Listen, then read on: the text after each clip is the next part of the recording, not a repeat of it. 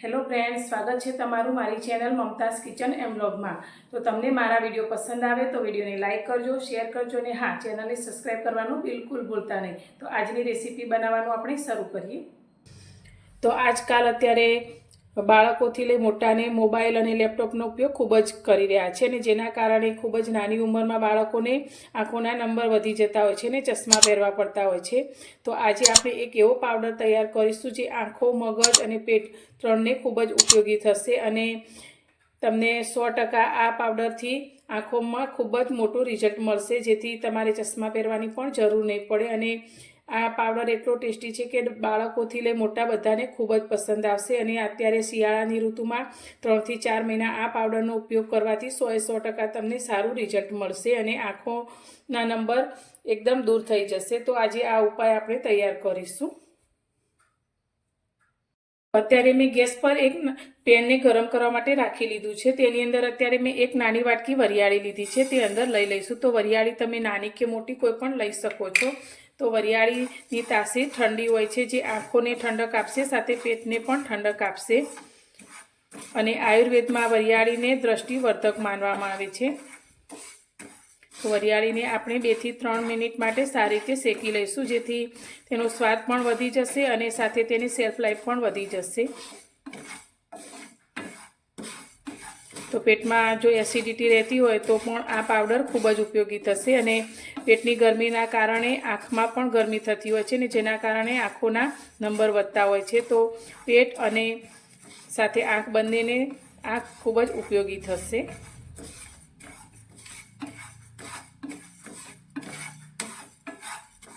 વરિયાળીમાં vitamin A ખૂબ જ વધારે માત્રામાં હોય છે, જેથી આંખોને તેજ આપવાનું કામ કરે છે। તો વરિયાળી આપણી એકદમ સરસ રીતે રોસ્ટ થઈ ગઈ છે અને તેની સુગંધ પણ આવવા લાગી છે।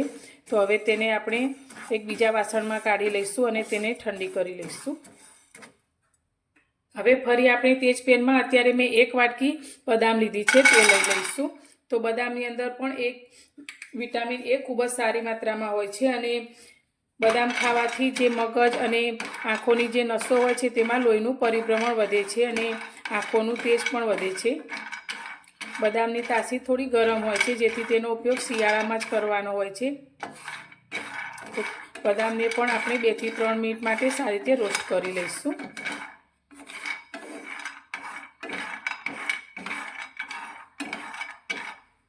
તો અત્યારે બદામ પણ આપણી સારી રીતે રોસ્ટ થઈ ગઈ છે। તો હવે તેને પણ આપણે થોડીવાર માટે ઠંડી કરી લઈશું। હવે આ પાવડર બનાવવા માટે આપણે ત્રીજી વસ્તુનો ઉપયોગ કરવાનો છે, તે છે સાકર। તો તમે સાકર આ રીતે જે મોટા ટુકડામાં આવે છે તેવી પણ લઈ શકો છો, અથવા તો તમે આ રીતે થોડી નાના ટુકડામાં આવે તે પણ લઈ શકો છો। પણ આ પાવડરની અંદર ખાંડનો ઉપયોગ આપણે બિલકુલ નથી કરવાનો। તો પાવડરમાં મીઠાશ આપવા માટે અને આંખો અને પેટને ઠંડક આપવાનું કામ આપણી આ સાકર કરે છે। અત્યારે આપણી વરિયાળી પણ ઠંડી થઈ ગઈ છે। તો હવે આપણે એક નાનો મિક્સર જાર લઈ લઈશું અને જારની અંદર આપણે આ વરિયાળીને લઈ જઈશું। તો તમને મારો આજનો આ વિડીયો થોડો પણ યુઝફુલ લાગે તો વિડીયોને લાઇક કરજો અને તમારા ફ્રેન્ડ સર્કલમાં શેર જરૂરથી કરજો। હવે વરિયાળીને પીસી અને આપણે એકદમ ઝીણો ફાઇન પાવડર તૈયાર કરી લઈશું। વરિયાળીનો પાવડર આપણે તૈયાર કરી લીધો છે। તો હવે તેને આપણે એક પ્લેટમાં લઈ લઈશું।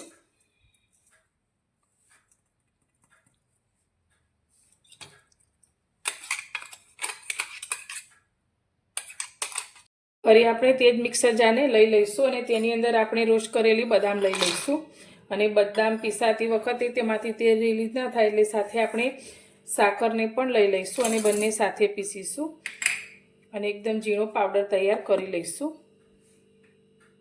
તો અત્યારે મેં બદામ અને સાકરને પણ સાથે પીસી અને એકદમ ફાઇન પાવડર તૈયાર કરી લીધો છે। તો હવે તે પાવડરને પણ આપણે વરિયાળીના પાવડર સાથે મિક્સ કરી લઈશું।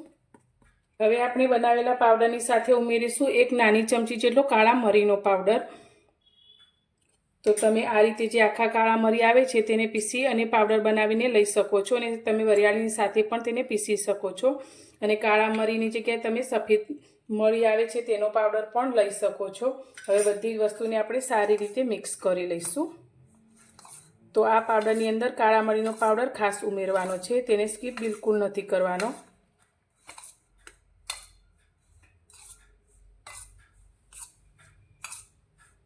આપણો આ પાવડર બનીને તૈયાર છે। તો હવે આ પાવડરને તમે આ રીતે એરટાઇટ કાચની બરણીમાં ભરી અને 1 મહિના સુધી સ્ટોર કરી શકો છો। તો આ પાવડર 1 મહિના સુધી ચાલે તેટલો જ આપણે તૈયાર કરવાનો છે ને જેમ જેમ જરૂર પડે તે જ રીતે આપણે આ પાવડરને તૈયાર કરીશું। તો આ પાવડર કેટલો અને ક્યારે લેવો તે પણ હું તમને આગળ જણાવું।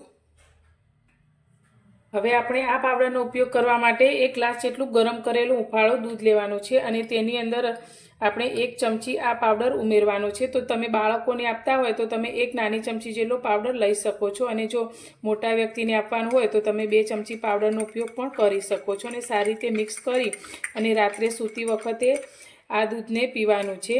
તો આ દૂધ પીવાથી રાત્રે ઊંઘ પણ સારી આવશે અને મોબાઈલ લેપટોપ જેવી વસ્તુનો ઉપયોગ કર્યા પછી જે આંખોને થાક લાગતો હોય છે તે થાક પણ દૂર થશે અને ધીમે ધીમે આપણી આંખોની રોશની વધશે અને વધેલા ચશ્માના નંબર પણ ઘટતા જશે। તો બસ આ જ રીતે આપણે દરરોજ રાત્રે 1 ગ્લાસ દૂધમાં આ પાવડર મિક્સ કરીને પીવાનો છે। તો આ દૂધની સાથે તમારે શિયાળામાં મળતા લીલા શાકભાજી ગાજર પાલક જેવા શાકભાજીનો પણ ઉપયોગ કરવાનો અને સાથે સાથે આંખોની એક્સરસાઇઝ પણ કરવાની જેથી કરી અને તમને ખૂબ જ ઝડપથી આ પાવડરનો ફાયદો મળશે। તો તમને મારી આજની આ ઉપાય બનાવવાની રીત કેવી લાગી તે મને કોમેન્ટમાં જરૂરથી જણાવજો અને ગમી હોય તો વિડીયોને લાઇક કરજો શેર કરજો અને મારી ચેનલ પર નવા છો તો ચેનલને સબસ્ક્રાઈબ કરવાનું બિલકુલ ભૂલતા નહીં। તો ફરી મળીશું એક નવી જ રેસીપી સાથે નવા વિડીયોમાં।